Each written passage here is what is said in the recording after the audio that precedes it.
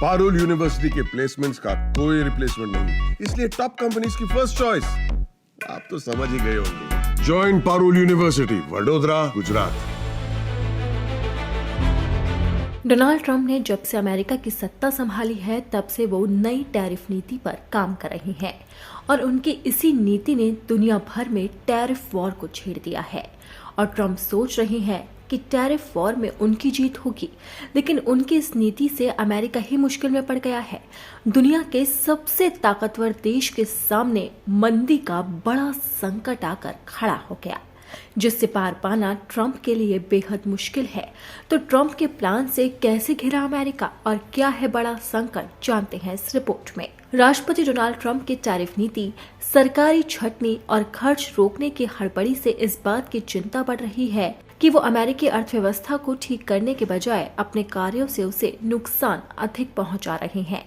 श्रम बाजार 4.1% बेरोजगारी दर और फरवरी में 1,51,000 नौकरियों के साथ ठीक बना हुआ है। और ट्रंप एप्पल और ताइवान की सेमीकंडक्टर मैन्युफैक्चरिंग कंपनी द्वारा निवेश के संकल्पों से ये दिखा रहे हैं कि वो सही कर रहे हैं, लेकिन रोजगार रिपोर्ट में ये पाया गया है कि आर्थिक परिस्थितियों की वजह से अंशकालिक काम करने वाले लोगों की संख्या पिछले महीने 4,60,000 बढ़ गई है। उपभोक्ताओं के पास खर्च करने के लिए अतिरिक्त पैसे दर्शाने वाले अवकाश और आतिथ्य क्षेत्र में 16,000 नौकरियां चली गई।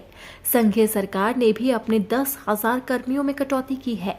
जनवरी से आर्थिक नीति अनिश्चितता सूचांक 41% बढ़कर 334.5 पर पहुंच गया है, जिसने अतीत में मंदी के संकेत दिए थे। स्टैनफोर्ड विश्वविद्यालय के अर्थशास्त्री और अनिश्चितता सूचांक के सह विकासकर्ता निकोलस बुल्म ने कहा है कि स्पष्ट नहीं है कि कैसे होगा, लेकिन वो चिंतित हैं। उन्होंने कहा कि मुझे ये डर है कि हम उस दौर में प्रवेश करेंगे जिसे ट्रंप मंदी के रूप में जाना जा सकता है।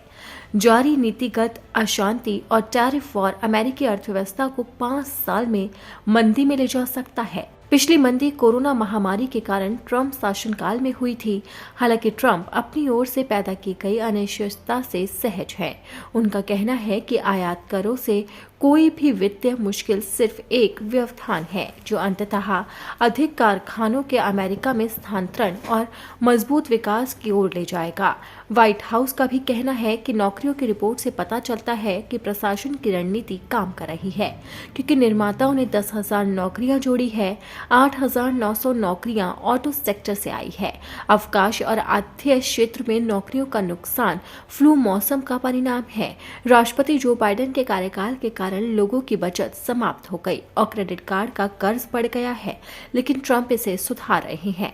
अब व्हाइट हाउस तो ट्रंप की तारीफ कर रहा है, लेकिन जो रिपोर्ट सामने आ रही है वो साफ इशारा कर रही है कि ट्रंप के शासनकाल में अमेरिका मंदी की ओर कदम बढ़ा रहा है।